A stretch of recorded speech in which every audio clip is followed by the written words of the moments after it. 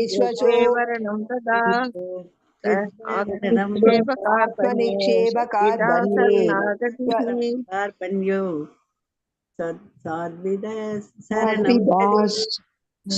आनुकूलस्य संकल्प प्रतिकूलस्य वर्जनं रक्षिष्यातीति विश्वासो गोपित्वा वरणं तथा आत्मनिक्षेपकार्पण्य सद्विद्या शरणागतिः अनुकूलस्य संकल्पः प्रतिकूलस्य वर्जनं रक्षिष्यतीति विश्वासो गोतृत्वे वरणं तथा आत्मनिक्षेपकार्पण्ये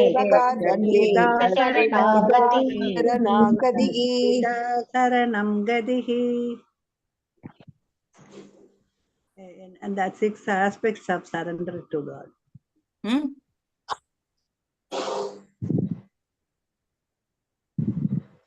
त्रितेयतो विष्णुं त्रेतायं यजतो मकैः द्वापरे परिचार्यायां कलो एतत् कीर्तनात्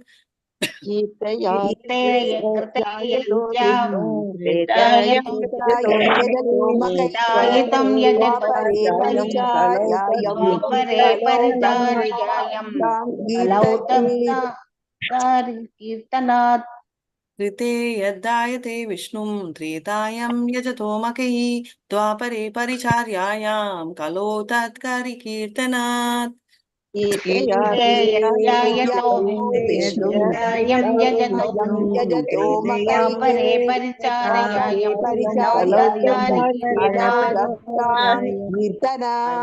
Hare Krishna ma'am, thank you so much. Hare Krishna ma'am. மாதாஜி இன்னைக்கு இது சைத்தன்ய சரிதாமிர்தம் வேண்டாம் மாதாஜி, நாங்க படிக்கிறோம் மாதாஜி. எதுக்கு? எக்ஸாம். எப்போ எக்ஸாம் மேம்? மத்தியானம் 3 மணிக்கு. ஓ சரி சரி, okay, no problem. Hare Krishna. Thank you माताजी. थैंक यू माताजी. थैंक यू माताजी. हरे कृष्ण माताजी. प्रणाम माताजी. हरे कृष्ण. हरे कृष्ण माताजी. प्रणाम माताजी. हरे कृष्ण. हरे कृष्ण माताजी. नमस्कार माताजी. हरे कृष्ण. हरे कृष्ण मैम, आई लीव. हरे कृष्ण माताजी. नमस्कारम मैम. விஸ்வரூபா வேற ஏதாவது ரெஃபரன்ஸ் கிடைச்சா அது அங்கேயே தான் நிக்குதுல, அவ்வளவுதான். Not a very famous guy, you don't have to bother. I told, எனக்கு கூட அவ்வளவு ரெஃபரன்ஸ் தெரியாதுன்னு சொல்லிட்டேன். சும்மா எதுக்கு தெரியாததை நம்ம தெரியாதுன்னு சொல்லிடுறது. இல்ல, பட் அவ்வளவு டெப்தா இல்லன்னு சொல்றேன் நான். It's not like important character to worry. Hare Krishna. நானே பார்த்து செக் பண்ண, டெப்தா இல்ல மாதாஜி அது. சோ பேசிக்கலி எதுக்கு நான் மிக்ஸ் ஆனேன் ma'am, Vishwarupa is also the name of Chaitanya's brother. No, ஆமா. சோ ஃபர்ஸ்ட் பிரதர், சோ அதனால the name sounds rings a bell. Sure ma'am, I'll make a move. Hare Krishna. Correct. இன்னொன்னு என்னன்னாக்கா, நிறைய இந்த டைனாஸ்டிஸ், இந்த சாரி இந்த பிரஜாபதிஸ் அந்த இதுல இருந்து தான் இந்த இவங்க எல்லாருமே வர்றாங்க இல்லையா, இந்த டைனாஸ்டிஸ். அவர் எந்த டைனாஸ்டியோட சம்பந்தப்பட்டவர்னு தெரிஞ்சுக்கணும் இல்லையா. So when you are explaining to know for that reason only I felt. Okay. Yes ma'am, I get it. Hare Krishna. Hare Krishna. Thank you ma'am. Hare Krishna. Sure. Hare Krishna. Hare Krishna. Hare Krishna ma. हरे कृष्ण माताजी. हरे कृष्ण माताजी. नमस्कार माताजी. Hare Krishna. நமஸ்காரம் நமஸ்காரம் நமஸ்காரம். हरे कृष्ण माताजी. हरे कृष्णा माताजी. हरे कृष्णा माताजी. ஹரே கிருஷ்ணா மாதாஜி. சாட்டர்டே சண்டே ரொம்ப ஃபர்ஸ்ட் கிளாஸா இருந்தது சென்னை இஸ்கான்ல. Okay. I mean, I had the opportunity to do abhishekam to Jagannath. Okay. Great माताजी. Great. Fine. ஏங்க மாதாஜி உங்களுக்கு த்ரோட் இன்ஃபெக்ஷன் இருக்காங்க மாதாஜி? யாருக்குமா? எனக்கா? மாதாஜி அது அப்பத்துல இருந்தே போகல மாதாஜி. ஓகே மாதாஜி. நீங்க கேக்குறீங்கன்னா ரிமைண்ட் பண்றீங்க. Don't remind her. அதான் மறந்து இஸ் ஆல் ரைட் அம்மா. இப்ப நல்லா இருக்கு. எப்பவுமே ஒருத்தருக்கு பிரச்சனை இருந்தது அப்படின்னா அதை வந்து விவரிக்க கூடாது, இக்னோர் பண்ணிடணும். அப்பதான் அவங்களுக்கு வந்து இதுவா இருக்கும். இல்லன்னா அவங்க வந்து எல்லாரும் கேக்குறாங்களே அப்படின்ற ஒரு இது. எப்பவுமே வந்து சைக்கலாஜிக்கலி அதுக்கு ரெசல்யூஷன் இருந்தா சொல்லலாம் மாதாஜி. இந்த பாடகர்கள்லாம் வந்து ஒரு தண்ணியில வந்து அதிமுத்திரம் இதெல்லாம் போட்டு வச்சிருப்பாங்க. அது கூட பாடுறப்ப கொஞ்சம் கொஞ்சமா குடிப்பாங்க. அவங்க தொண்டை வந்து இதாட்டம் ஆகாம இருக்கிறதுக்கு தான் அவங்க எல்லாம் குடிக்கிறாங்க. இது நீங்க அது வேணா ட்ரை பண்ணி பாருங்க. அதுல மிளகு இருக்குல்ல, மிளக ஒண்ணு வாயில வச்சுக்கணும். ஐயோ, இதுக்காக ஒவ்வொருத்தர் ஒண்ணு சொல்லுவாங்க. அதுக்காக தான் விவரிக்க கூடாதுன்னு சொன்னேன் நானு. விட்டுடணும், அவங்களுக்கு தெரியும். நீங்க பாடகர்கிட்ட கேட்டு பாருங்க, அவங்க சொல்லுவாங்க. பரவாயில்ல, நம்ம பேசுற அளவுக்கு இருந்தா போறோம், நம்ம ஒண்ணும் பாட்டு இல்ல பாடி மாதாஜி, சாதிக்க. கொஞ்சம் நீங்க கஷ்டப்படுறீங்க. ஃபைன், அதெல்லாம் பகவான் பாத்துப்பாருன்ட்டு ஒரு நம்பிக்கை, அவ்வளவுதான். அதுதான் எப்ப அது நான் சரியா அது எப்ப சரியாகணும்னு இருக்கோ அப்பயே ஆகட்டும். அங்கதான் நேதாஜி நிக்கிறாங்க. தொண்டை மட்டும் ரொம்ப நாள் இருக்கு மாதாஜி. அது என்னவோ தெரியல எனக்கு கூட. I don't know why it is like. Mataji இருக்கு. ஆனாலும் நல்ல, I think Pushpa Mataji any time ready for interview. I think இல்ல Mataji, I appreciate your effort. இல்ல மாதாஜி, இல்ல எனக்கு பாரிசைக்கே பயமா ஒன்னும் இல்ல. அந்த ஸ்லோகம் ஒண்ணு படிச்சிருந்தேன் மாதாஜி. உண்மைதான் விட்டுருந்தேன் மாதாஜி. நோ ப்ராப்ளம், நோ ப்ராப்ளம், படிச்சுக்கலாம், ஈஸி தானே விட்டுட்டேன். அது ஈஸி நினைச்சு படிச்சேன் மாதாஜி. Hare Krishna. Yes, how see to one shloka, two different perspective. One person easy பின்னாடி படிச்சுக்கலாம், ஒன் பர்சன் ஈஸி தானே அதை படிச்சிடலாம். ஆமா, அந்த லட்சியமா விட்டுட்டேன் மாதாஜி. மாதாஜி ஹரே பகவான் தான் எனக்கு மாதாஜி. என்ன செய்ய, கண்டிப்பா கண்டிப்பா ஹெல்ப் பண்ணுவார். யூ புட் எஃபர்ட், நல்லபடியா எழுதணும் மாதாஜி, அது வேற பயமா இருக்கு. நீங்க பயப்படுற மாதிரி எல்லாம் பெருசா ஒண்ணும் இல்ல, நல்லா சிம்பிளா தான் இருக்கு, நீங்க கண்டிப்பா பண்ணலாம். Don't worry. ஓகே, பேசிக்ஸ் நல்லா படிச்சுட்டு வாங்க, அதுவே உங்களுக்கு ஈஸியா அமைஞ்சு. ஓகே, ரொம்ப பெருசா எதுவுமே கிடையாது உங்களுக்கு. பிளஸ் பண்ணுங்க மாதாஜி. கொஸ்டின் பேப்பரே ஒண்ணுமே இல்ல, அவ்வளவா. நீங்களே பாத்தீங்கன்னா ராதிகா மாதாஜி இவ்வளவு சிம்பிளா கொடுத்தாங்களா அப்படின்னு நினைச்சிருவீங்க நீங்க. அதுதான் பயமா இருந்தது. ராதிகா மாதாஜி எடுத்த ராதிகா மாதாஜி எப்ப கொடுத்தாலுமே உங்களுக்கு வந்து ஒரு பேசிக்ஸ் எல்லாம் நல்லா கவர் ஸ்ட்ராங்கா இருக்கிற மாதிரி தான் கொடுப்பாங்க. If you are good in basics, I think you can do it. அது அவ்வளவு படிக்காமலே இப்ப நீங்க எக்ஸாம் எழுதலாம். ஓகே மாதாஜி, தேங்க்யூ மாதாஜி. ஹரே கிருஷ்ணா. ஓம் நமோ பகவதே வாசுதேவாய, ஓம் நமோ பகவதே வாசுதேவாய, ஓம் நமோ பகவதே வாசுதேவாய. ஓம் நாராயணம் நமஸ்கிருத்யம் நரம் சைவ நரோத்தமம் தேவீம் சரஸ்வதிம் வியாசம் ததோ ஜெயம் முதீரயேத். நஷ்டப்ராயேஷு வதரேஷு நித்யம் பாகவத சேவையாம் பகவத்ய உத்தம ஸ்லோகே பக்திர் பவதி நைஸ்திகி. ஓம் அஜ்ஞானதிமிராந்தஸ்ய ஞானாஞ்சனே ஷலாகய சக்ஷுருன்மிலிதம் येन तस्मै श्री गुरवे नमः. श्री चैतन्य मनोभीष्टं स्थापितं येन भूतले स्वयं रूपा गदामह्यं तदा स्वपदान्तिकं. हे कृष्णा करुणा सिन्धु दीनबन्धो जगत्पते गोपेशा गोपिका कान्त राधकान्त नमस्तुते. तप्त कांचन गौरांगी राधे वृंदावनेश्वरी ऋषभानुसुते देवी प्रणमामि हरिप्रिये. वाञ्छकल्पतरुभ्यश्च कृपा सिन्धुभ्यैव च पतितनां पावनेभ्यो वैष्णवेभ्यो नमो नमः. नमो ओं विष्णुपादाय कृष्णप्रेष्ठाय भूतले श्रीमति भक्ति वेदांत स्वामी नीति नामिने नामस्ते सारस्वते देवे गौरवाणी प्रचारिणे निर्विशेष शून्यवादे पाश्चात्य देशधारिणे. जय श्री कृष्ण चैतन्य प्रभु नित्यानंद श्री अद्वैत गदाधर श्रीवासदि गौर भक्त वृंदा. हरे कृष्णा कृष्णा कृष्णा हरे हरे, हरे Ram Ram Ram Hare Hare. I humbly request you all to go to mute. என்ன பிரேயர் சொல்லும் போது நீங்க பின்னாடி பேசுனீங்கன்னா அது எனக்கு டிஸ்டர்பன்ஸ் ஆகும். எவ்வளவுதான் ஃபோக்கஸ் பண்ண முடிஞ்சாலுமே that will be a disturbance. Okay, thank you. நம்ம இன்னைக்கு 4th ஸ்லோகம் பார்க்க போறோம். முதல் 9 ஸ்லோகங்கள் வந்து ஆஹூதியுடைய ஃபேமிலி இல்லையா, அவங்களுடைய டைனாஸ்டியை பத்தி படிக்கிறோம். அவங்களுடைய ஃபேமிலியில எத்தனை பேர் இருக்காங்க, யார் யாருக்கு திருமணம் செய்து கொடுக்கப்பட்டது, இதெல்லாம் நாம படிக்க போறோம் இல்லையா. ஆல்ரெடி படிச்சுட்டே தான் இருக்கும்.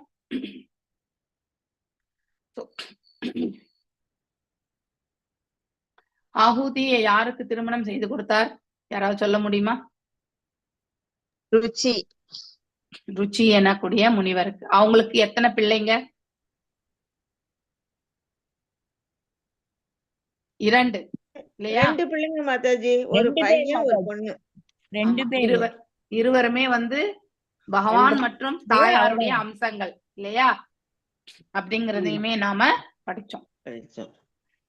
இப்ப நாம அடுத்து 4th ஸ்லோகம் போறோம். மல்லிகா மாதாஜி வாசிங்க. எஸ் தயோ புருஷ. 4th ஸ்லோகம் படிச்சுட்டுமா?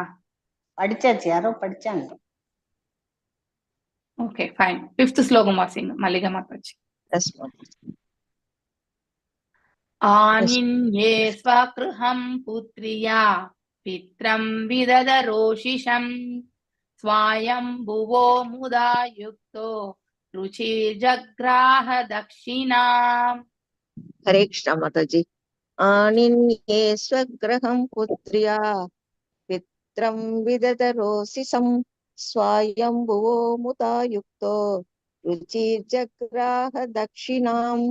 ஆனின்யே எடுத்துக்கொண்டு, ஸ்வக்ரஹம் இல்லத்திற்கு, புத்ரியா மகள், புத்திரம் மகன், விதத ரோசிதம் மிக சக்தி வாய்ந்த, ஸ்வயம்புவ ஸ்வயம்பு மனு, முதா மிக்க மகிழ்ச்சியுடன், யுக்த உடன், ருச்சி மாமுனிவர், ருச்சி ஜக்ரஹா வைத்துக் கொண்டார், தக்ஷிணாம் தட்சிணா என்னும் பெயருடைய மகள். மொழிபெயர்ப்பு. ஸ்ரீல பிரபாதாக்கு வணக்கம். ஸ்வயம்பு மனு மிக்க மகிழ்ச்சியுடன் எழில் நிறைந்த ஆண்மகவான யஜ்ஞனை தன் இல்லத்திற்கு கொண்டு சென்றார். அவரது மருமகனான மாமுனிவர் ருச்சி தனது மகளான தட்சிணாவை தன்னிடமே வைத்துக் கொண்டார். பொருளுரை. ஸ்வயம்பு மனு தன் மகளான ஆகுதி ஒரே சமயத்தில் ஒரு ஆண்மகவினையும் ஒரு பெண்மகவனையும் ஈண்டெடுத்ததைக் கண்டு மிக்க மகிழ்ச்சி கொண்டார். அவளுக்கு பிறக்கும் ஒரே ஆண் குழந்தையினை தான் எடுத்துக்கொண்டால் தன் மருமகன் ருசி மிகவும் வருந்துவாரே என்று முதலில் அவர் அச்சம் கொண்டார். ஆனால் தன் மகள் ஒரே சமயம் ஆண் பெண் என்று 2 குழந்தைகளை ஈன்றாள் என்பது செவியுற்று அவர் மிக்க மகிழ்ச்சி கொண்டார். மாமுனிவர் ருசி ஸ்வயம்பு மனுவிற்கு செய்த சத்தியத்தின் பேரில் தனது மகவினை அவரிடம் கொடுத்துவிட்டு தட்சிணா என்னும் பெயர் கொண்ட தனது மகளை தன்னிடமே. எஸ் மாதாஜி. எஸ் வாசிங். உங்களது நடுவுல வாய்ஸ் கட் ஆயிடுச்சு. ஓகே. ஏனென்றால் அவர் வேதங்களின் நாயகன் ஆவார். இந்த யஞன் என்னும் பெயர் யக்ஷாம்பதி, யஜுஷாம்பதி, அதாவது வேள்விகள் அனைத்திற்கும் இறைவன் என்பதிலிருந்து வந்ததாகும். வேதத்தில் யஞங்களை செய்வதற்குரிய பல்வேறு விளக்கங்கள் காண கிடைக்கின்றன. மேலும் இவ்வேள்விகள் அனைத்திற்கும் நாயகனாக விளங்குபவர் பரமபுருஷ பகவானான விஷ்ணுவே ஆவார். ஆகையினாலேயே பகவத்கீதை 3.9 யஞாதாத் கர்மண என்று கூறுகிறது. அதாவது ஒருவன் தனக்கு விதிக்கப்பட்ட கடமைகளை வேள்விகள் அல்லது விஷ்ணுவின் பொருட்டாகவே செய்தல் வேண்டும். ஒருவன் முழுமுதற் கடவுளின் திருப்திக்காக செய்யப்படவில்லை என்றாலோ அல்லது பக்தி தொண்டு செய்யவில்லை என்றாலோ அவனது அனைத்து செயல்களும் எதிர்விளைவுகளை உண்டாக்கும். அவ்விளைவுகள் நல்லவையா அல்லது தீயவையா என்பது கேள்வி இல்லை. நமது செயல்கள் பரமபுருஷ பகவானின் விருப்பத்திற்கு பொருந்துவதாகவோ அல்லது கிருஷ்ண உணர்வில் செய்யப்பட்டதாகவோ இல்லை என்றால் நமது எல்லா செயல்களின் விளைவுகளுக்கும் நாமே பொறுப்பேற்க வேண்டியிருக்கும். எல்லா செயல்களும் எதிர் விளைவுகளுடையவையே. ஆனால் வேள்விகளுக்காக செய்யப்படும் செயல்களுக்கு எதிர் விளைவுகள் கிடையாது. இவ்வாறு ஒருவன் தனது செயல்களை வேள்விகளுக்காகவோ அல்லது முழுமுதற் கடவுளுக்காகவோ அழைத்து கொண்டான் என்றால் அவன் பௌதிக சூழலில் சிக்கிக் கொள்வதில்லை. இதனை வேதங்களும் குறிப்பிடுகின்றன. மேலும் பகவத்கீதையும் வேதங்களும் வேத சடங்குகளும் முழுமுதற் கடவுளை கிருஷ்ணரை உணர்ந்து கொள்வதற்காக ஏற்பட்டவையே என்று கூறுகிறது. ஆரம்பத்தில் இருந்தே ஒருவன் கிருஷ்ண உணவில் செயல்படுவதற்கே முயல வேண்டும். ஏனென்றால் அதுவே ஒருவனை பௌதிக செயல்களின் விளைவுகளில் இருந்து விடுவிக்கும். ஹரே கிருஷ்ணா மாதாஜி. தேங்க்யூ மாதாஜி. ஹரே கிருஷ்ணா மாதாஜி. எஸ் புஷ்பா மாதாஜி வாசிங். தாம் காமயானாம் பகவான் புவாஹ யஜூஷாம்பதி ஆஷ்ட்யாயாம் தோஷம் ஆபன்னோ அஜனயத் த்வாசாத்மஜம் மஜாம். எஸ் வாசிங். ஹரே கிருஷ்ணா மாதாஜி. ஹரே கிருஷ்ணா. தாம் காமயானாம் பகவான் உவாஹ யஜுஷாம் பதிஹி ஆஸ்தாயாம் தோஷம் ஆபன்னோ ஜனயத்வாதசாத்மஜாம்.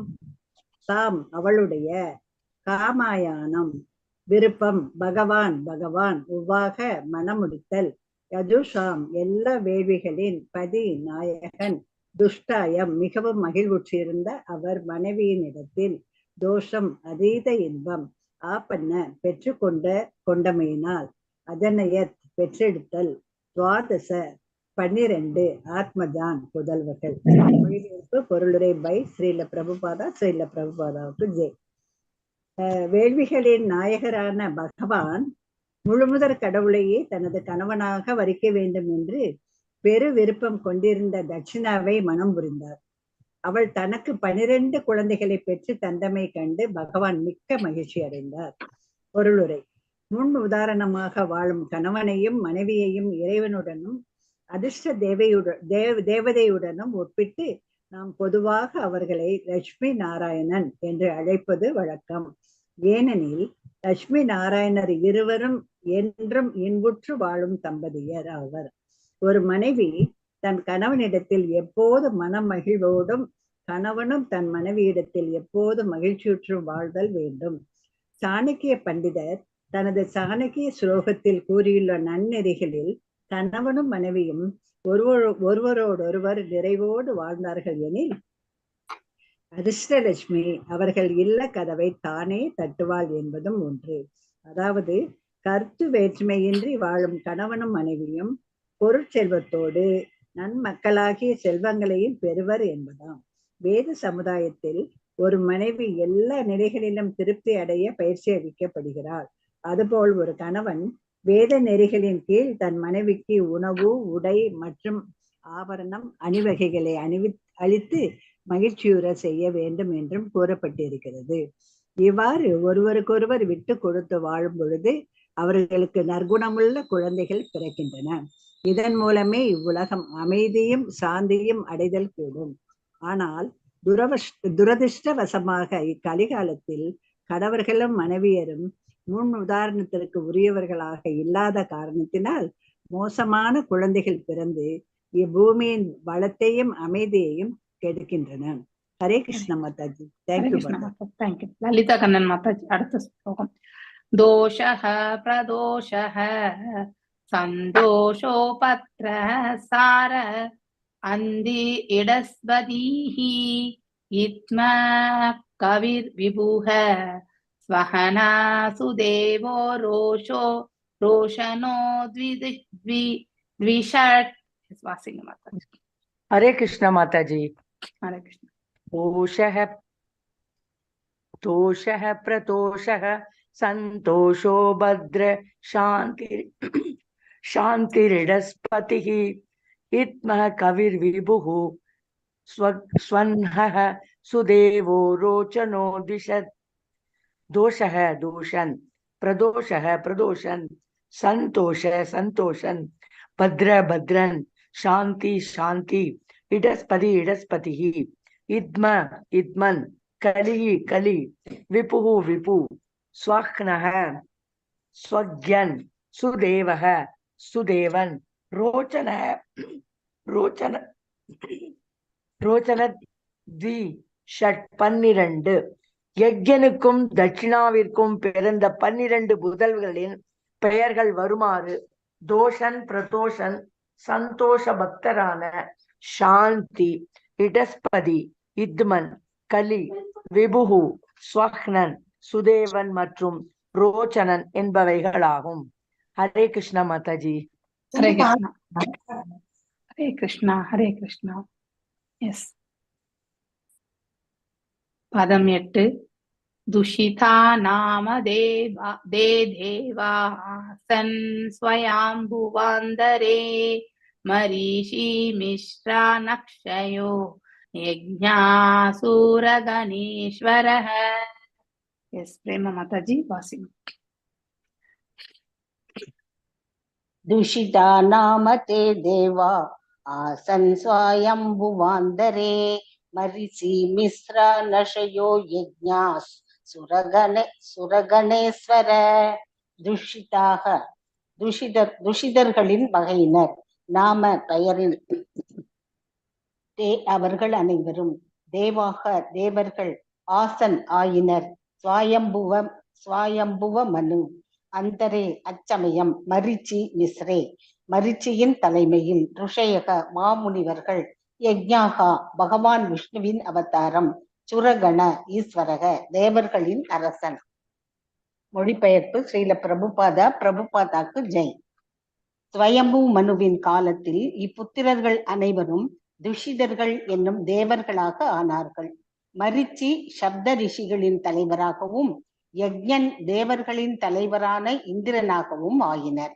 பொருளுரை: ஸ்வயம்பு மனுவின் காலத்தில் 6 வகையான உயிர்கள் துஷிதர்கள் என்னும் தேவர்களினாலும் மரிசியின் தலைமையின் கீழ் உள்ள முனிவர்களாலும் மற்றும் தேவர்களின் மன்னரான யஜ்ஞனின் பரம்பரையினாலும் தோற்றுவிக்கப்பட்டனர். அவர்கள் எல்லோரும் உயிர்களால் இவ்வுலகம் நிரப்பப்பட வேண்டும் என்பதோடு பகவானின் கட்டளைக்கிணங்க தங்களது சந்ததியினரை பெருக்கிக் கொண்டனர்.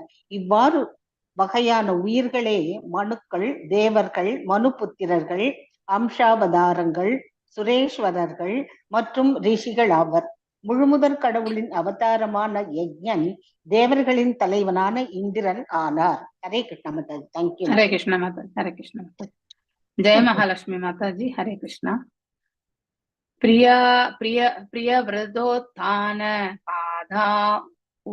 பாதானோ மனுபுத்ரேன மஹௌஜசௌ தத்புத்ர பௌத்ர நப்த்ரீணாம் அனுவிருத்தம் தத் அந்தரம். பிரியோ ரகோதான மாதான மனுபுத்ரேன மஹௌஜசௌ தத்புத்ர பௌத்ர நப்த்ரீணாம் அனுவிருத்தம் தத் அந்தரம். பிரியாவிரதன் உத்தானபாதன் மனுபுத்திரன மனுபுத்திரர்கள் மகா ஓஜசௌ மிகச்சிறந்த ஆற்றல் மிக்க தத் அவர்களுடைய புத்திரர்கள் பௌத்திர பேரர்கள் நப்த்ரீனா மகள் வயிற்று பேரர்கள் அனுவிருத்தம் தொடர்ந்து தத் அந்தரம் இம்மனுவின் காலத்தில். மொழிபெயர்ப்பை எழுதியவர் ஏசி பக்தி வேதாந்த சுவாமி பிரபுபாத் கி ஜெய். ஸ்வயம்போவாமணி மனுவிற்கு பிரியவிரதன் உத்தானபாதன் என்று 2 புதல்வர்கள் இருந்தனர். அவர்கள் இருவரும் ஆற்றல் மிக்க அரசர்களாக திகழ்ந்தனர். அவர்கள் குழந்தைகளும் பேர குழந்தைகளும் இம்மூவுலகிலும் பரவியிருந்தனர். ஹரே கிருஷ்ண மாதாஜி. ஹரே கிருஷ்ண மாதாஜி. எஸ். பத்மா மாதாஜி. தேவஹூதிம் அதாத்தாத கர்தமாத்யாத்மஜாம் மனுஹு தத் சம்பந்தி ஸ்ருத பிரயாம் வதர்கதோ மமஹ. எஸ். ஹரே கிருஷ்ண மாதாஜி. தேவஹூதிம் அதாத்தாத கர்த்தம் யாத்மஜாம் மனுஹு தத் சம்பந்தி ஸ்ருத பிராயம் வதர்கதோ மம. தேவகீதி அதாத் மணமுடிக்கப்பட்டாள்.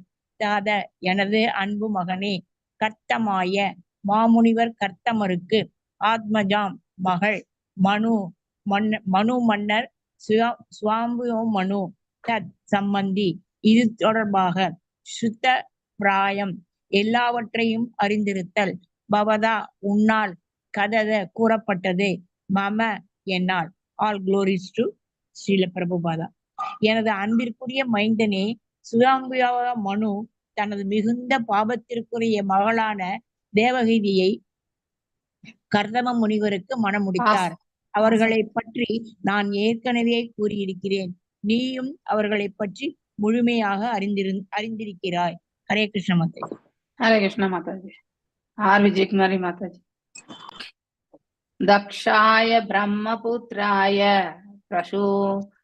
பிரசூமும் பகவான் மனுஹு பிராயச்சத் யத் கிருதஹ சர்க ஸ்திரீலோக்யாம் விததோ மகான். ஹரே கிருஷ்ண மாதாஜி. ஓம் நமோ பகவதே வாசுதேவாய. தட்சாய பிரம்மபுத்ராய பிரசூமும் பகவான் மனுஹு பிரயச்சத் யத் கிருதஹ சர்க்கஸ்திரீலோக்யாம் விததோ மகான்.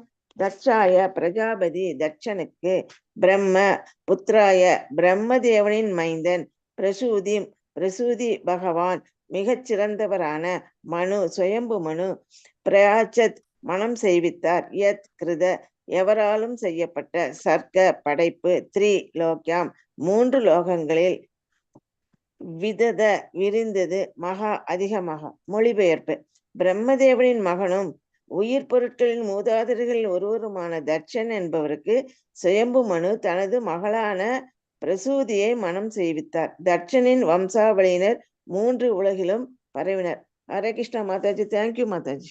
தேங்க்யூ மாதாஜி. பி விஜயகுமாரி மாதாஜி. ஹரே கிருஷ்ணா.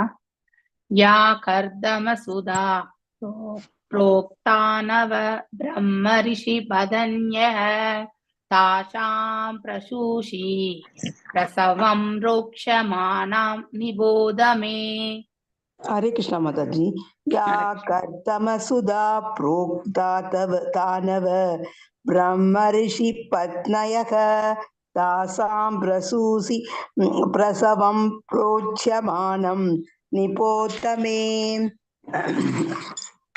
யா எவர்கள் கர்த்தம சுதா கர்த்தமரின் புதல்விகள் புரோக்தா குறிப்பிட்டனர் நவ 9 ருஷி ஆன்மீக அறிவிற் சிறந்த மகாமுனிவர்கள் பத்னய மனைவியர் தாசாம் அவர்களுடைய பிரசூதி பிரசவம் குழந்தைகள் மற்றும் பேரக்குழந்தைகளின் தலைமுறையினர் புரோட்சமான விளங்குகின்ற நிபோத புரிந்து கொள்ள முயல்க மே என்னிடமிருந்து. மொழிபெயர்ப்பு அண்ட் பொருளுரை பை ஸ்ரீல பிரபுபாதாக்கு ஜெய். 9 முனிவர்களிடம் ஏற்கனவே மனமுடித்து கொடுக்கப்பட்ட கர்த்தம முனிவரின் 9 புதல்விகளை பற்றி ஏற்கனவே நீ அறிவாய். இப்போது நான் அந்த 9 புதல்விகளின் சந்ததியினை பற்றி கூறப்போகிறேன், கவனமுடன் கேட்பாயாக. பொருளுரை. 3வது காண்டத்தில் கர்த்தம முனிவர் எவ்வாறு தேவகிரியிடத்தில் 9 புதல்விகளை பெற்றெடுத்தார் என்பது பற்றியும் 9 புதல்விகளும் பின்னர் மரிச்சி, அத்ரி, வசிஷ்டர் போன்றவர்களுக்கு எவ்வாறு மனம் செய்விக்கப்பட்டனர் என்பது பற்றியும் ஏற்கனவே விளக்கப்பட்டிருக்கிறது. ஹரே கிருஷ்ணா மாதாஜி. தேங்க்யூ மாதாஜி. தேங்க்யூ. சோ இப்ப 13வது ஸ்லோகத்துல இருந்து கர்தம முனிவருடைய பெண் பிள்ளைகள் யார் யாருக்கெல்லாம் திருமணம் செய்து கொடுத்தார்கள், அவங்களுடைய பிரஜனி, அதாவது அவங்களுடைய வம்சத்திறவர்கள் யார் யார் என்பதையெல்லாம் எடுத்துரைக்க போறாங்க. அதை பத்தி தான் நம்ம டீட்டெயிலா படிக்க போறோம் இல்லையா. சோ இது வரைக்குமே பிரசூதி, ஆஹூதி மற்றும் தேவகூதி அவங்கள பத்தி நாம இந்த இடத்துல வாசிச்சுட்டே வரோம். நம்ம இப்ப 4th இல்ல 5th ஸ்லோகத்துல இருந்து இல்லையா. ஆனின்யே ஸ்வக்ருஹம் புத்ரியா பித்ரம் விததாரோஷசிம் ஸ்வயம்புவோ முதா யுக்தோ ருஷிர் ஜக்ராஹ தக்ஷிணாம். சோ ஸ்வயம்பு மனு ஆனின்யே எடுத்துக்கொண்டு, ஸ்வக்ரஹம் இல்லத்திற்கு, புத்ரியா மகள், புத்திரம் மகன், விததா ரோஷிஷம் மிக சக்தி வாய்ந்த, ஸ்வயம்பு மனு முதா மிக்க மகிழ்ச்சியுடன், யுக்த உடன், ருச்சி மாமுனிவர் ருச்சி, ஜக்ரஹ வைத்து கொண்டார், தக்ஷிணா என்ற பெயருடைய மகள். சுயம்பு மனு மிக்க மகிழ்ச்சியுடன் எழில் நிறைந்த ஆண்மகவான அந்த யஜ்ஞனை தன் இல்லத்திற்கு எடுத்துக்கொண்டு சென்றார். ஏன்னா அதுதான் கண்டிஷன் இல்லையா. சோ மகன் பிறந்தால் அவருக்கு வாரிசு கொடுக்கணும். இவந்தோ 2 வாரிசுதார்கள் இருந்தும் அவர் இன்னொரு வாரிசை பெற்றார். எதற்காக என்று நம்ம நேற்று பேசணும் இல்லையா. யாருக்காவது நினைவு இருக்கா? கடவுளே பிறக்கிறார் மாதாஜி, அதனால அந்த குழந்தைய தான் எடுத்துக்கணும்னு நினைக்கிறேன். அந்த அசோசியேஷன் இல்லையா, அந்த இதுதான் பார்க்கணும். அவரது மருமகனான மாமுனிவர் ருச்சி தன் மகளான தக்ஷிணாவை தன்னிடம் வைத்து கொண்டார். சோ அவர் அந்த பெண் குழந்தை இருவருமே அதாவது இறை அம்சங்கள் அப்படின்னா பகவானுடைய இன்கார்டினேஷன் இல்லை யக்ஞன் என்பவர். அடுத்து அவருடைய மனைவியாக இருக்கக்கூடிய அதாவது லக்ஷ்மி தாயாருடைய அம்சம் தான் தக்ஷிணா. ஸோ அதனால நம்ம இது எப்படி அவங்க இருவருமே திருமணம் கூட அதாவது இருவருமே மனம் முடிக்கப்படுகிறார்கள் இந்த இதுல இருந்து வரும்பொழுது. ஆனால் அது எப்படி அப்படின்லாம் நினைக்க கூடாது. இட் இஸ் இந்த ஸ்பிரிச்சுவல் பிளாட்ஃபார்ம்ல இருந்து பார்க்கணும். நம்ம இந்த பௌதிக பிளாட்ஃபார்ம்ல இருந்து நம்ம கண்டிப்பாக நோக்கக்கூடாது இல்லையா. தாயார் எங்க இருக்காங்களோ அங்கேதான் பகவானும் இருப்பார். ஸோ ஷி ஆல்வேஸ் ஃபாலோஸ் இல்லையா. அதனால தக்ஷிணாவும் எல்லாம் வல்ல இறைவனையே தன்னுடைய கணவனாக அடைய வேண்டும் என்பதுதான் அவர்களுடைய தபமும் அதுதான். அதனால்தான் அவர்களுக்கு மனம் என்பது முடிக்கப்படுகிறது. அதை பற்றி நாம படிக்கத்தான் போறோம் பின்னாடி இருக்கக்கூடிய ஸ்லோகங்கள். ஸ்வயம்பு மனு தன் மகளான ஆகுதி ஒரே சமயத்தில் ஒரு ஆண்மகவினையும் ஒரு பெண் சிசுவையும் இன்றெடுத்ததை கண்டு மகிழ்ச்சி விட்டார். ஏன்னா ஒரே குழந்தை பிறந்த பிறகு அதை எடுத்து சென்று விட்டால் அப்புறம் தன்னுடைய மருமகன் ரொம்ப மனதளவுல ஃபீல் பண்ணுவாரே அப்படிங்கிற ஒரு வருத்தம் இருந்தது. அந்த வருத்தத்தையுமே இறைவனை போக்கி விட்டார். So he was happy. யாரு? ருச்சி முனிவர் ருச்சி மகள் இருக்கதை கண்டு அவர் ரொம்பவுமே ஆனந்தம் கொள்கிறார். சோ அவளுக்கு பிறக்கும் ஒரே ஆண் குழந்தையை தான் எடுத்துக்கொண்டால் தன் மருமகன் ருச்சி மிகவும் வருந்துவாரே என்று முதலில் அவர் அச்சம் கொண்டார். பயம் இருந்தது அவருக்கு. ஆனால் தன் மகள் ஒரே சமயம் ஆண் மற்றும் பெண் என்னும் 2 குழந்தைகளை ஈன்றாள் என்பதை செவியுற்று அவர் மிகவும் மகிழ்ச்சி கொண்டார். ஏன்னா அட்லீஸ்ட் இன்னொரு குழந்தை இருக்கு இல்லையா. மாமுனிவர் ருச்சி சுயம்பு மனுவிற்கு செய்த சத்தியத்தின் பேரில் தன் ஆண் மகனை அவரிடம் கொடுத்துவிட்டு தட்சிணா என்னும் பெயர் கொண்ட தனது மகளை தன்னிடமே வைத்துக் கொண்டார். சோ மேலும் பகவான் விஷ்ணுவிற்கு பெயர்களில் ஒன்று யக்ஞன் இல்லையா, யக்னேஸ்வரர். அவர் எல்லாம் வல்ல இறைவன். ஏனென்றால் அவர் வேதங்களின் நாயகன் ஆவார். அந்த யக்ஞன் என்னும் பெயர் கொண்ட யஜுஷாம் பதிகி அப்படிங்கிற அந்த ஸ்லோகத்துல வருது. ஆக்சுவலி பின்னாடி வரக்கூடிய ஸ்லோகம்ல வருது யஜுஷாம் பதிகி. சோ அதாவது வேள்விகள் அனைத்திற்கும் இறைவன். சோ எந்த வேள்வி இருந்தாலும் அதனுடைய அவிர்வாகம் அவருக்குத்தான் போய் சேரும். சோ யக்னேஸ்வரனுக்கு என்பதிலிருந்து வந்ததாகும். யஜுர் வேதத்தில் யஜ்ஞங்களை செய்வதற்குரிய பல்வேறு விளக்கங்கள் அதாவது காண கிடக்கின்றன. மேலும் இக்கேள்விகள் அனைத்திற்கும் நாயனாக விரும்புவர் பரமபுருஷ பகவானான விஷ்ணுவே ஆவார் இல்லையா. சோ யக்னேஸ்வரன் வேறு யாரு கிடையாது. நம்முடைய ஹிருதயத்திலுமே பரமாத்மாவா இருக்கக்கூடியவர் அந்த யக்னேஸ்வரர் தான். அதனால அவருக்கு தான் இந்த யக்னங்கள் எல்லாமே சமர்ப்பிக்கப்படுகிறது. நாம ஏதோ ஒரு ஹோமத்தை வளர்த்தாலுமே, ஒரு தேவதைக்கு ஹோமத்தை வளர்த்தாலும் கூட அதனுடைய அபிர்வாகம் அவருக்குத்தான் போய் சேரும், யக்னேஸ்வரருக்குத்தான் போய் சேரும். அவ்வாறு அவர் அதை ஏற்றுக்கொண்டு இல்லையா, அதுதான் அவருடைய வாயில அக்னி என்பது வர்றதுக்கான காரணம் யக்ஞம் என்று சொல்லப்படும். அதையும் நம்ம படிச்சோம் இல்லையா. சோ அதனால யக்ஞம் பகவானுடைய வாயில பாத்தீங்கன்னாக்கா அந்த அக்னி ஜுவாலை. ஈவன் நம்ம 11வது சாப்டர் பகவத்கீதையில கூட அதுதான். அவர் காலனாக வந்திருக்கின்றேன், காலஸ்வரூபமாக வந்திருக்கிறேன், அனைவருக்குமே மரணம் என்பது பரிசாக வழங்கப்படுகிறது அந்த இடத்துல இல்லையா. சோ அவர்கள் நன்னிலை பெறணுன்றதுக்காக அந்த பரிசை இறைவன் வழங்குகிறார். அவருடைய வாய்களுக்குள்ள எல்லாம் பொசுக்கப்படுவதாக காண்பதை அர்ஜுனன் விளக்குகின்றான் இல்லையா. சோ அந்த மாதிரி அவர் யக்னேஸ்வரர் என்று நாம இந்த இடத்துல தெரிஞ்சுக்கணும். மேலும் யக்ஞார் தாத் கர்மனக, அதாவது ஒருவர் தனக்கு விதிக்கப்பட்ட கடமைகளை வேள்விகள் அல்லது விஷ்ணுவின் பொருட்டாகவே செயல்பட வேண்டும். எஸ், அனைத்துமே எல்லாம் வல்ல இறைவனா இருக்கக்கூடிய அந்த வாசுதேவ கிருஷ்ணருக்குத்தான் போய் சேரும் என்பதை நாம நன்னா புரிஞ்சுக்கணும். ஒருவன் முழுவதற் கடவுளின் திருப்திக்காக செய்யப்படவில்லை என்றாலோ, நம்முடைய புலன் திருப்திக்காக செய்யக்கூடாது. நமக்கு இதை அட்வைஸ் பண்றாங்க. ஆனா எல்லாம் வல்ல இறைவனுடைய திருப்திக்காக அதை நாம் செய்தால் அவர் அதை ஏற்று நமக்கு நல் மார்க்கத்தையே அவர் வழங்குவார்.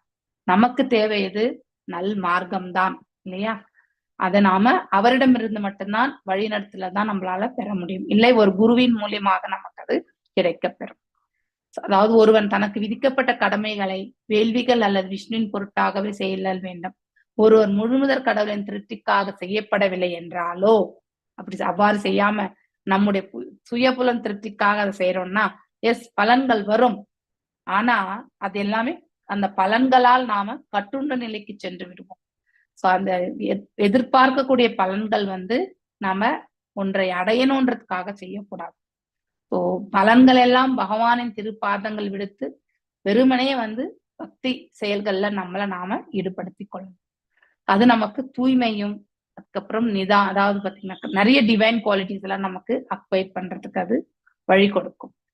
ஸோ மேலும் அவ்வாறு செய்யவில்லை என்றால் அல்லது பக்தி தொண்டு செய்யவில்லை என்றாலோ, அதாவது அது பக்தியோட செய்யவில்லை என்றாலோ அவனது அனைத்து செயல்களும் எதிர் விளைவுகளை உண்டாக்கும், ரியாக்ஷன்ஸ் இல்லையா. இறைவன் தாள் பணிந்து அதை செய்யும் பொழுது அதுல பக்குவம் என்பது அடைபெறும். ஆனால் அவ்வாறு இறைவன் தாள் பணியாமலே நானும் பெயரளவிலே யக்ஞத்தை வளர்க்கின்றேன் என்று எண்ணிக்கொண்டு இல்லை ஏதோ ஒரு இலக்கை வைத்துக்கொண்டு நாம் செய்தோம் என்றால் கண்டிப்பாக அது நன்மையான பலன்களை நமக்கு வழங்காது. நன்மையான பலன்கள் என்பது என்ன? ஒருவருடைய இருப்பை தூய்மைப்படுத்துவதுதான் நன்மையான பலன்கள். ஆனா அந்த இருப்பை இன்னும் வந்து அதிகரித்து கொண்டே போனால் மேலும் மேலும் வந்து கட்டுண்ட நிலையை தான் நமக்கு வந்து ஏற்படுத்தி கொடுக்கும். அது நம்மளால வெளியில வர முடியாது. அதனால நம்ம வந்து செய்யக்கூடிய எந்த ஒரு செயல்களுமே இறைவனுக்கு பக்தி தொண்டு, எந்த பக்தி தொண்டு செய்தாலும் அவை அனைத்துமே இறைவனுடைய பாதங்களை எண்ணிக்கொண்டு நாம் செயலாற்ற வேண்டும். மேலும் வந்து அவ்விளைவுகள் நல்லவையோ அல்லது தீயவை என்பதால் கேள்வி இல்லை. அது நல்லதா கெட்டதான்றத நம்ம அதை பத்தி விவாதிக்க வேணாம். ஆனா அந்த கர்ம பலன்கள் நம்மளோட வந்து மேலும் நமது செயல்கள் பரமபுருஷ பகவானின் விருப்பத்திற்கு பொருந்துவதாகவோ அல்லது கிருஷ்ணனில் செய்யப்பட்டதாகவோ இல்லை என்றால், அதாவது நாம் செய்யக்கூடிய எந்த ஒரு செயல்களுமே இறைவனுக்கு சம்பந்தமற்ற இருந்தாலோ அல்லது கிருஷ்ண உணர்வில் செய்யப்பட்டதாக இல்லை என்றாலோ நாம் நமது எல்லா செயல்களையும் நாமே பொறுப்பேற்க வேண்டியதாக இருக்கிறது. அதை இறைவன் தாள் பணிந்து கொண்டு நமக்கு எந்த மார்க்கத்தை பகவான் கொடுக்கிறாரோ அந்த மார்க்கத்தை நாம் ஏற்று சென்றால், அதாவது பந்தத்திலிருந்து விடுபடக்கூடிய அந்த வாய்ப்பு என்பது நமக்கு கிடைக்கிறது.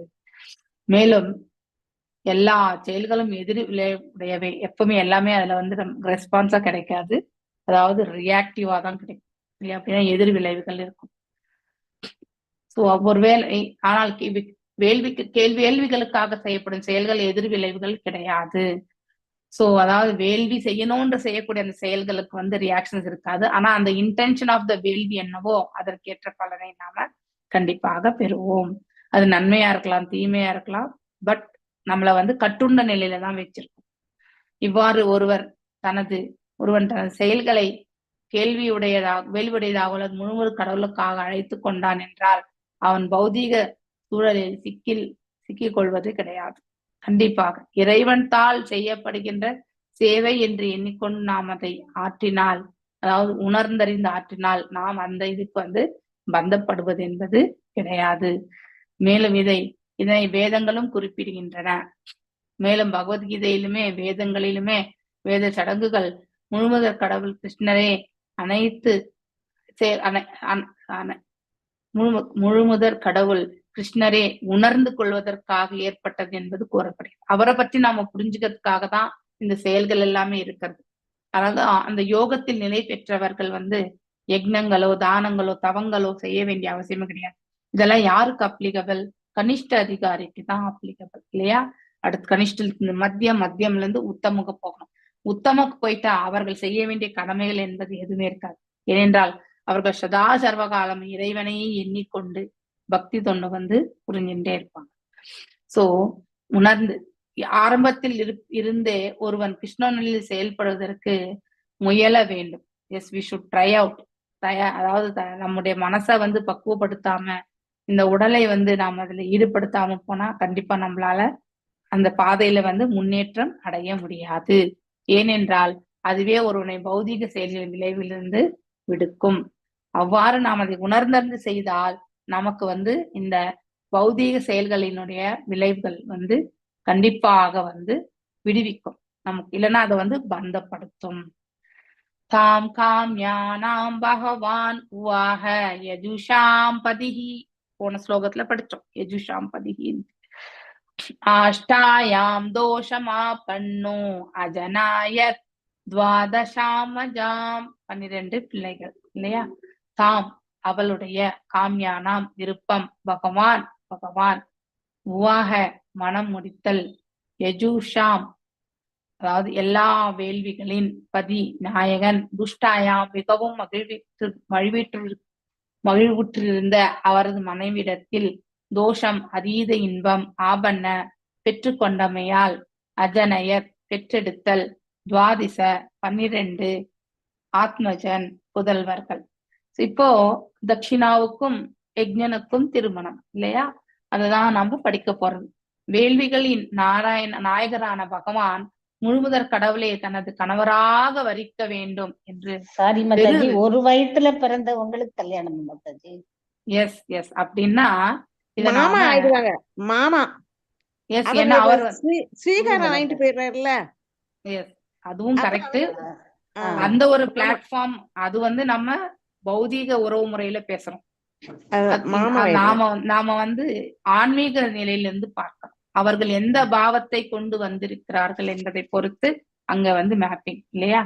சோ இங்கே தாயாராக பிறந்திருக்கக்கூடிய தக்ஷணா இறைவனையே அடையணும்ன்ற அந்த இதோட அவளுடைய மகாலட்சுமியே பிறந்ததுனால அப்படி பண்றாங்களா மாதாஜி? இவரு வந்து விஷ்ணுவா பிறந்ததுனால யஜ்யத்தினால இருந்தனால அவங்க அப்படி மாறி. எஸ், அவர் விஷ்ணு அம்சம், இவங்க வந்து அதாவது விஷ்ணு நாராயணர் அம்சம், இவங்க வந்து லக்ஷ்மி. லக்ஷ்மி நாராயணராக இவர்கள் வந்து காட்சி கொடுக்கிறார்கள். என விருப்பம் கொண்டிருந்த தட்சிணாவை மனம் புரிந்தார். அவள் தனக்கு 12 குழந்தைகளை பெற்று தந்தமை கண்டு பகவான் மிக்க மகிழ்ச்சி அடைந்தார். அப்படி பார்த்தா பிரம்மா முதல்ல படைச்சது மீசையுமே மற்றும் வந்து பெண்ணுடைய அங்கம் இல்லையா? அப்படிதான் படைச்சார்.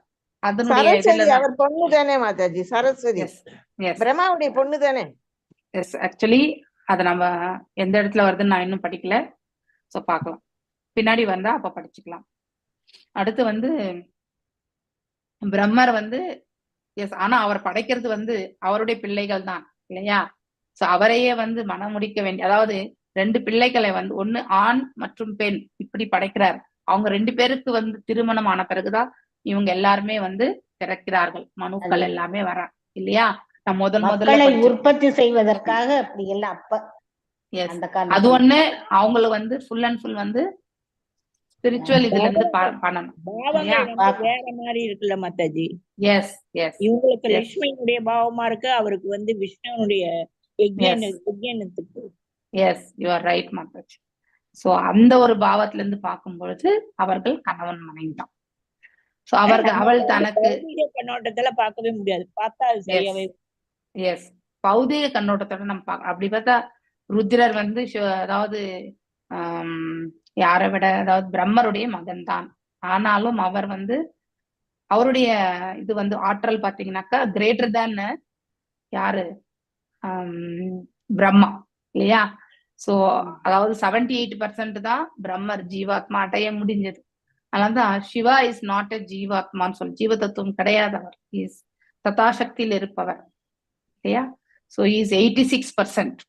இந்த 64 குவாலிட்டிஸ்ல வந்து 86% அக்வயர் பண்ணியிருக்கார். யாரு? சிவபெருமான். இல்லையா? சோ அப்போ அங்க இவருடைய மகன் என்று சொல்வதற்கு இல்லை அந்த இடத்துல இல்லையா? பிரம்மாவுடைய பிள்ளை என்று சொல்வதை விட இந்த குண அவதாரஸ்ல தானே வராங்க. சிவபெருமான் மற்றும் பிரம்மர் மற்றும் அதாவது விஷ்ணு இல்லையா? இந்த 3 பேருமே வந்து எந்த தத்துவத்துல வராங்க? குண அவதாரஸ்ல வராங்க இல்லையா? சத்துவம் என்பது பகவானுக்கு, அதுக்கப்புறம் வந்து ரஜோ என்பது யாரு? ரஜோ குணத்துடைய அதிபதி வந்து பிரம்மா. அடுத்து வந்து தாமசிகன், அடுத்து வந்து இவர் வந்து சிவபெருமான் இல்லையா? தாமசிக் குணத்திற்கு அப்படிங்கிறத வந்து அப்படின்னா சிவபெருமான் தாமசிக்கா அப்படின்னு கிடையாது. அவர் தாமசிக்குன்றதையும் நாம படிச்சிருக்கோம் செகண்ட் கான்ட்ராக்ட், அதாவது கேண்டோல. அவர் இந்த அக்ஞா சக்கரத்துல இருந்து தான் வருவார் இல்லையா? அக்னி இல்லையா? அக்ஞா சக்கரம் கோபத்துல இருந்து வரக்கூடியது. அதாவது பிரம்மருடைய கோபத்துல இருந்து. கோபம் என்பது எதனுடைய அம்சம்? அஜ்ஞானத்தினுடைய அம்சம். அதனாலதான் அவர் அஜ்ஞானத்துக்கு அதிபதியா வர்றார், அவ்வளவுதான். பட் அவரை நாம் வேண்டினால் நம்ம அஜ்ஞானம் எல்லாம் விலகும் என்று சொல்லப்படுகிறது. ஓகே, முன் உதாரணமாக வாழும் கணவனையும் மனைவியையும் இறைவனுடன் அதிர்ஷ்ட தேவதையுடன் ஒப்பிட்டு நாம் பொதுவாக அவர்களை லக்ஷ்மி நாராயணன் என்று அழைப்பது வழக்கம் இல்லையா? இல்ல பார்த்தாக்கா அவங்க எப்படி இருக்காங்க பாருப்பா, அந்த சாட்சாத்து. அதாவது சில தம்பதிகள் பாத்தீங்கன்னாக்கா தெய்வீகமா இருப்பாங்க, விட்டு கொடுக்கக்கூடிய தன்மை, சாந்தம். Both husband and wife reciprocate, அதாவது ஒரே அந்த குவாலிட்டி வந்து ரெசிப்ரோகேட் பண்ணுவாங்க. அவங்கள பார்த்தா பகவானும் தாயாரையும் பார்த்த மாதிரி இருக்கேன்னு சொல்லக்கூடியவங்க கண்டிப்பா உண்டு. சோ அதனால்தான் அவர்களை லட்சுமி நாராயணன் என்று அழைப்பது வழக்கம். ஏனென்றால் லட்சுமி நாராயணர் இருவரும் என்றும் இன்புற்று வாழும் தம்பதியர் ஆவர். ஒரு மனைவி தன் கணவனிடத்தில் எப்பொழுதும் மனம் மகிழ்வோடும், கணவனும் தன் மனைவிடத்துல வந்து எப்பொழுதும் மகிழ்ச்சியுற்றல் வாழுதல் வேண்டும். இந்த காலகட்டத்துல இதுதான் நமக்கு ரொம்ப ரொம்ப மிஸ்ஸிங்கான சப்ஜெக்ட் இல்லையா? ஏன்னா நமக்கு பிராட் மைண்டே கிடையாது. இவன்தான் நம்ம பிராட் மைண்டை அக்செப்ட் பண்ணாலுமே கூட அவன் நிஜமாதான் அக்செப்ட் பண்ணாலான்ற டவுட்டே வந்துடும். அப்படி ஒரு இது இல்லையா? கணவன் மீது மனைவிக்கும், மனைவி மீது கணவனுக்கும் வந்து இந்த டவுட் மென்டாலிட்டி கண்டிப்பா வந்துருது. சோ அவரை அவ்வாறே ஏத்துக்கணும் அப்படின்ற மனப்பக்கத்தோட நம்ம இருக்கும் பொழுது, அவர் பேசும் பொழுது நம்ம எப்பவுமே we would have reacted. முன்னாடி வந்து கோவப்பட்டு நாமளும் திருப்பி பேசியிருப்போம். ஆனா இப்பெல்லாம் அதை பேசாம விடும்பொழுது அப்போ அவங்களுக்கு டவுட்டே வந்துடும் இல்லையா, என்னவோ ஆச்சுன்னு சொல்லிட்டு. அந்த மாதிரி இந்த சைலண்டா இருந்தாலும் கஷ்டம்தான், அதே மாதிரி வந்து பேசினாலும் கஷ்டம்தான், எந்த பக்கம் போனாலும் கஷ்டம்தான். எப்படி மத்தளத்துக்கு இடி 2 பக்கமும் இடின்ற மாதிரி இந்த அதாவது இந்த ட்ரம்ஸ் இல்லையா, 2 பக்கமும் இடிப்பாங்க இல்லையா, அந்த மாதிரிதான். சோ இப்ப இருக்கக்கூடிய காலகட்டத்துல அப்படிதான் இருக்கு. அதனாலதான் முதல்ல வந்து நம்ம we should have the common understanding இருக்கணும், ரொம்ப ரொம்ப முக்கியம். இருவர் மத்தியில வந்து பொதுவான கருத்துக்கள் என்று வந்த பொழுது இருவருமே இதை ஏற்று செய்யணும். எவ்வாறு திரௌபதி வந்து 5 பேரோட அவள் வந்து அத்திருமணம் நடந்தாலும் ஒவ்வொரு ஆண்டும் அவளுடைய தன்னை இருப்பை தூய்மைப்படுத்திக் கொள்கிறார். ஆனால் அந்த ஆண்டுக்கு அவள் எடுத்துரைக்கக்கூடிய அனைத்துமே வந்து அந்த கணவர் மத்தியில இதுல வந்து அவங்களுக்கு ஒத்துழைப்பு என்பது உண்டு இல்லையா, அதுதான் ரொம்ப ரொம்ப முக்கியம். இப்போ ஒத்துழைப்பு இல்லாம விட்டு கொடுக்காத தன்மை இருந்தால் அது மிக மிக கடினமானது. சாணக்கிய பண்டிதர் தனது சாணக்கிய ஸ்லோகத்தில் கூறியுள்ள நன்னெறிகளில் கணவனும் மனைவியும் ஒருவரோடு ஒரு நிறைவோடு இல்லையா வாழ்ந்தார்களெனில் அதிர்ஷ்டலட்சுமி வந்து தானாகவே அந்த வீட்டை தேடி வருமா. எந்த வீட்டுல அமைதி இருக்கோ அந்த வீட்டுல லட்சுமி கடாட்சம் கண்டிப்பாக வரும். எந்த வீட்டுல எப்பவுமே இறைச்சலாவே இருக்கோ அந்த வீட்டுல கண்டிப்பா லட்சுமி கடாட்சம் இருக்காது. அதாவது அமைதியற்ற நிலையில வந்து லட்சுமி வந்து தங்கவே மாட்டாங்க. அதனால நம்ம வீட்டையும் ஒரு லட்சுமி கடாட்சமா மாற்றணும்னா முதல்ல மாற்றம் நம்மிடத்திலேயே ஏற்பட வேண்டும். சோ மேலும் அதாவது கருத்து வேற்றுமையின்றி வாழும் கணவனும் மனைவியும் பொருட்செல்வத்தோடும் நன்மக்களாகிய செல்வங்களை பெற்றும் வாழ்வர் என்பதாம். அவங்களுக்கு அந்த பிராப்தம் என்பது இருக்கிறது. செல்வ வளம் ஒரு புறம், அதுக்கப்புறம் வந்து மக்கள் செல்வமும் ஒரு புறம், இது எல்லாமே பகவான் கொடுக்கிறார். வேத சமுதாயத்தில் ஒரு மனைவி எல்லா நிலையிலும் திருப்தி அடைய பயிற்சி அளிக்கப்படுகிறார். நாட் ஒன்லி வேத சமுதாயத்தை பரிபாலிக்கக்கூடிய குடும்பங்கள் மற்றும் வந்து ஒரு தர்மத்தை பரிபாலிக்கக்கூடிய ஒரு குடும்பத்துல தன்னுடைய பிள்ளைகளுக்கு எல்லாமே நல்ல ஒரு கருத்துக்களை எல்லாமே சிறு பிராயத்திலிருந்தே சொல்லிட்டு வருவாங்க இல்லையா. இதுல தாயினுடைய ரோல் தான் ரொம்ப ரொம்ப முக்கியமானது, மற்றும் தந்தையினுடைய அட்வைஸ் இல்லையா, அது கொஞ்சம் ஸ்ட்ரிக்டா இருக்கும். அப்படி தாய் தான் வந்து சாஃப்ட்.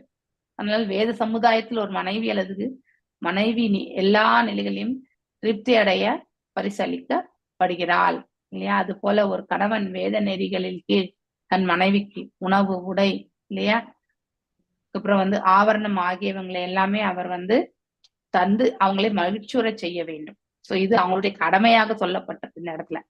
இவ்வாறு ஒருவருக்கொருவர் விட்டு கொடுத்து வாழும் பொழுது அவர்களுக்கு நற்குணம் இல்லையா குழந்தைகள் பிறக்கும். So the quality of the kids வந்து தாய் தந்தை மேலதான் டிபெண்ட் என்பதை நாம தெரிஞ்சுக்கிறோம். எஸ், இதை புரிந்தால் கண்டிப்பா நாம அந்த பாதையை வந்து ஏற்று செல்ல முடியும். ஃபார் எக்ஸாம்பிள் வீட்டுல ஒரு ஒரு ஒரு பெண் கருவுற்று இருந்தால் அவங்களுக்கு வந்து ஒரு நல்ல ஸ்பேஸ் கொடுக்கணும். We should give healthy environment கொடுக்கணும். அவர்கள் மனசுல எப்பவுமே சஞ்சலத்தோடு இருக்கக்கூடாது, எப்பொழுதுமே அழுகை கொண்டு இருக்கக்கூடாது, தைரியத்தை வந்து ஒரு ஆபரணமாக இட்டிருக்க வேண்டும். இப்படி இந்த குவாலிட்டிஸ் என்னெல்லாம் குட் குவாலிட்டிஸ் தெய்வீக குவாலிட்டிஸ்ல கொடுத்துருக்காங்களோ அவை அனைத்துமே வந்து இறைவனுடைய அருளால் வந்து வழங்கப்படுவதுதான் அவர்களுக்கு. அவர் நற்குணமுள்ள குழந்தைகள் வந்து தானாகவே பிறக்கிறது உண்டு எப்போ நம்ம அந்த இதை ஃபாலோ பண்ணும்போது. ஆனா அதை ஃபாலோ பண்ணலன்னா அட்லீஸ்ட் நம்ம இதை வந்து இந்த அளவுக்காவது நாம் அந்த பெண்மணிக்கு வந்து ஒரு நல்ல ஒரு சூழ்நிலையை வந்து நாம ஏற்படுத்தி கொடுக்கணும். மேலும் முன் உணாரத்து உரியவர்களாக இல்லாத காரணத்தால் மோசமான குழந்தைகள் பிறந்து இப்பூமியின் வளத்தையும் அமைதியையும் கெடுக்கின்றன இல்லையா. இது ட்ரூத். அதாவது அவ்வாறு இல்லை என்றால் இங்க இருக்கக்கூடிய அனைத்தையுமே வந்து அதாவது கெடுக்கக்கூடிய அந்த சூழ்நிலையில தான் அந்த பிள்ளைகள் வந்து தள்ளப்படுவார்கள். ஆனால் அவர்கள் பிற்காலத்துல வந்து அறமற்ற பழக்கங்கள் எல்லாம் ஈடுபடுவாங்க. அதனால வந்து இந்த ஃபேமிலி வெல்ஃபேர் ஃபங்க்ஷன்ஸ் எதுவுமே நடக்காது இல்லையா. அதனால வந்து அவர்கள் வந்து இந்த டிஸ்ட்ரக்ஷன் ஆஃப் டைனாஸ்டிக் இல்லையா, ஃபர்ஸ்ட் சாப்டர் பகவத்கீதையில அர்ஜுனன் போர் புரியாததுக்கான காரணங்களை எல்லாம் சொல்லி வகுத்து அடுத்து வந்து அவர் வந்து இன்டிஷன் மோடுக்கு போறார் இல்லையா. அந்த மாதிரி அமைதியை கெடுக்கக்கூடிய அந்த செயல்கள் என்பது நடந்த வண்ணம் இருக்கும். ஸோ இங்க தோஷக பிரதோஷக இவங்க எல்லாம் 12 பேர் வந்து தக்ஷணம் மற்றும் யஜ்ஞருடைய பிள்ளைகள். சந்தோ பிரதான இல்லையா, சந்தோ தோஷ பத்ர சாகர நீதிர் இஷ்டபதி இத்ம கவிர் விபுகு பஹ்வன சுதேவோ ரோஷேன வீஷட். அதாவது தோஷன் பிரதோஷன் சந்தோஷன் பத்ரன் சாந்தி இஷ்டபதி இத்மன் கலி விபுகு ஸ்வாஹன் மற்றும் வந்து சுதேவன் ரோஷன வி அஷ்ட அதாவது 12 மட்டும் இல்லையா. என்ன பொருளுரை என்ன கூறுதுன்னு பார்க்கலாம். யஜ்ஞனுக்கும் தக்ஷணாவிற்கு பிறந்த 12 புதல்களில் பெயர் வந்து பின்வருமாறு எடுத்துரைக்கப்படுகிறது. தோஷன், பிரதோஷன், சந்தோஷ, பத்ரன, சாந்தி, இடஸ்பதி, ஈத்யன், கலி, விபு, ஸ்வாஹான் மற்றும் சுதேவன். இப்படி இந்த 12 பெயர்கள் வந்து அவர்களுக்கு வைக்கப்படுகிறது. மற்றும் ரோஷனான என்பவைகளாகும். தக்ஷா நாமதே தேவா ஆசன் ஸ்வயம்புவாந்தரே மரிஷி மிஸ்ர நஷயோ யஜ்ஞசுர கணேஸ்வரஹ. சோ தக்ஷர்களின் வகையினர். இப்ப தக்ஷன் அவனுக்கு எத்தனை பிள்ளைங்க? 16 பெண்கள் இல்லையா தக்ஷனுக்கு இல்லையா. இவர்களுக்கு எத்தனை பெண் பிள்ளைகள்? 9 பெண் பிள்ளைகள் தேவகூதிக்கு, அப்புறம் ஒரு மகன். சோ இப்படி ஒவ்வொருத்தருக்கும் ஒவ்வொரு இதுல ஹையஸ்டா யாருனாக்கா தக்ஷிணர் தான். லோயஸ்டா வந்து ஆகுதி. இவங்க வந்து தக்ஷிணன் மறந்தது வந்து பிரசூதியை. அவர்கள் அனைவரும் தேவர்கள் 12 தேவர்களை ஈன்றெடுக்கிறார்கள். ஆசன் அதாவது ஆயினர், ஸ்வயம்பு மனு அந்தரே அச்சமயம் மரிஷி மிஸ்ரே மரிஷியின் தலைமையில் ருஷய மாமுனிகள், யக்ஞா பகவான் விஷ்ணுவிற்கு ஆதாரம், அப்புறம் வந்து சுரகண ஈஸ்வர வேதங்களின் அரசன். மொழிபெயர்ப்பு. ஸ்வயம்பு மனுவின் காலத்தில் இப்புத்திரர்கள் அனைவரும் துஷிதர்கள் என்று சொல்லப்படுகிறது இல்லையா. தக்ஷிணா ஈன்றெடுத்த இந்த 12 பேருக்குமே வந்து துஷிதர்கள் என்று சொல்லப்படுகிறது. மற்றும் தேவர்கள் ஆனார்கள் இவர்கள் துஷிதர்கள். அவங்களுடைய குவாலிட்டிஸ் எல்லாமே தெய்வீகம். மரிச்சி சப்த ரிஷிகளின் தலைவராகவும் யக்ஞன் தேவர்களின் தலைவராகவும் இந்திரனாகவுமே ஆயினர் இல்லையா. ஸ்வயம்பு மனுவின் காலத்தில் 6 வகையான உயிர்கள் வந்து தூஷிதர்கள் என்று என்னும் தேவர்களும் மரிஷியின் தலைமையில் கீழே வந்து உள்ள முனிவர்களும் மற்றும் தேவர்களும் மன்னரான யக்ஞனின் பரம்பரையில் தோற்றுவிக்கப்பட்டனர். இவங்க எந்த பரம்பரையில சேர்ந்தவங்க? யக்ஞனுடைய பரம்பரையில் வந்து சேர்ந்தவங்க. மேலும் அவர்கள் எல்லோரும் உயிர்களால் இவ்வுலகம் நிரப்பப்பட வேண்டும் என்பதோடு அவர்கள்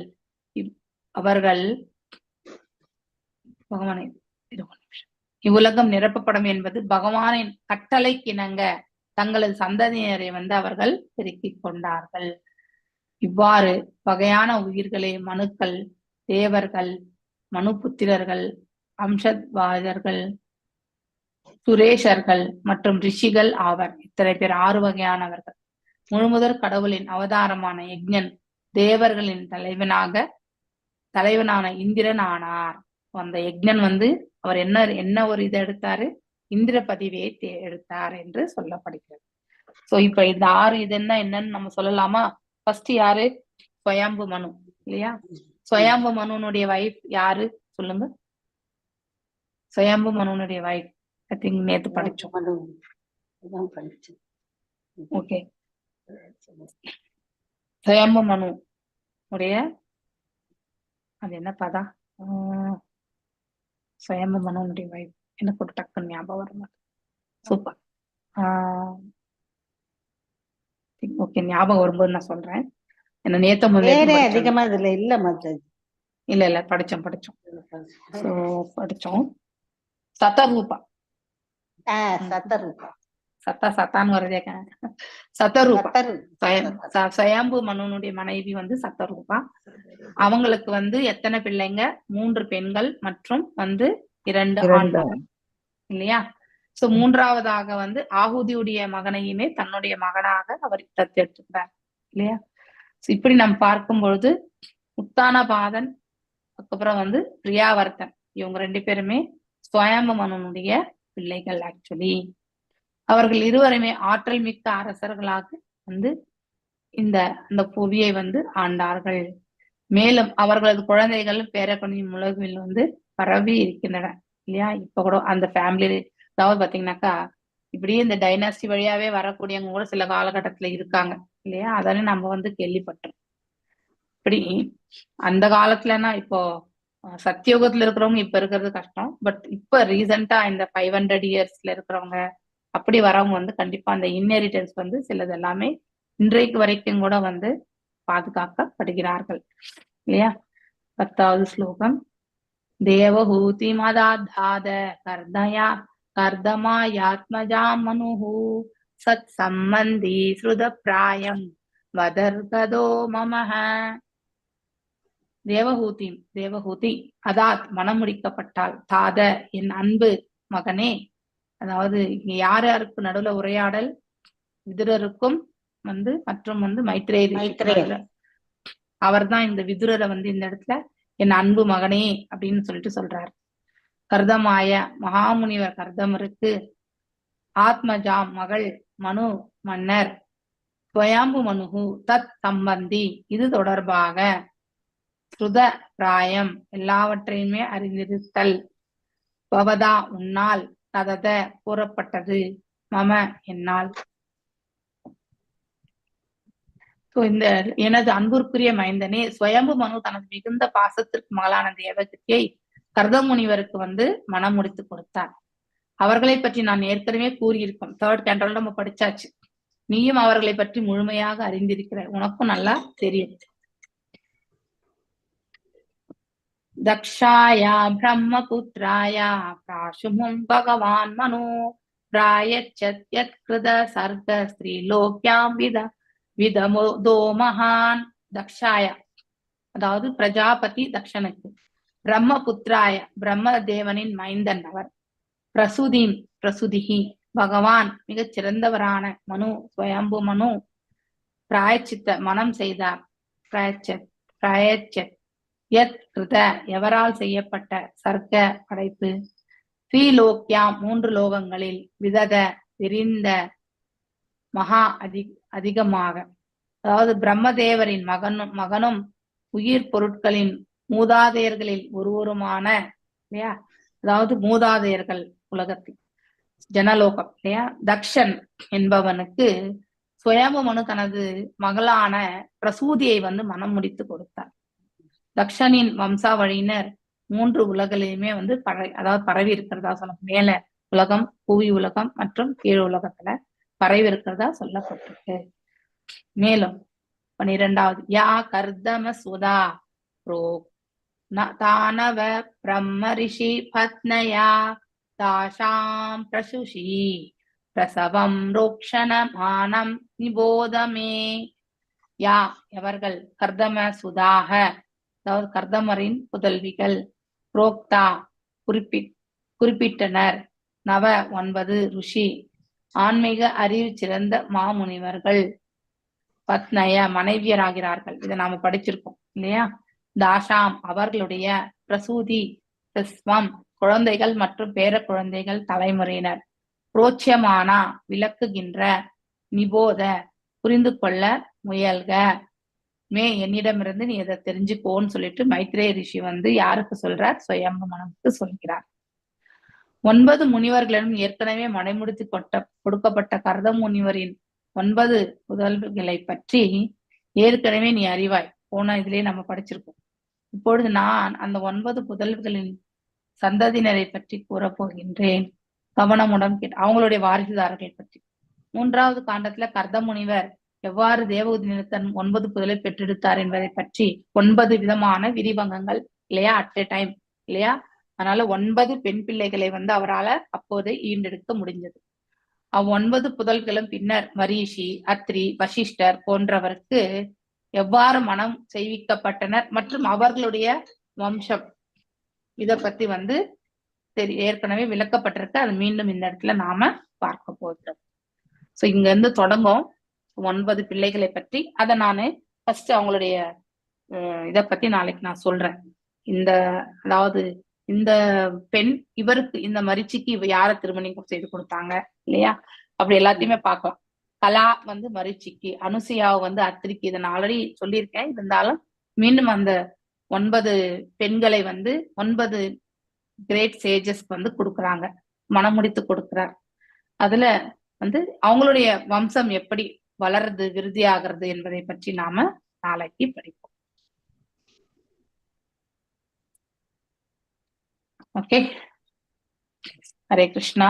பஞ்சகல்பத ஆரூபிஷ. தொண்டை ரொம்ப வறண்டு போயிடுச்சு, தண்ணி குடிக்கணும்.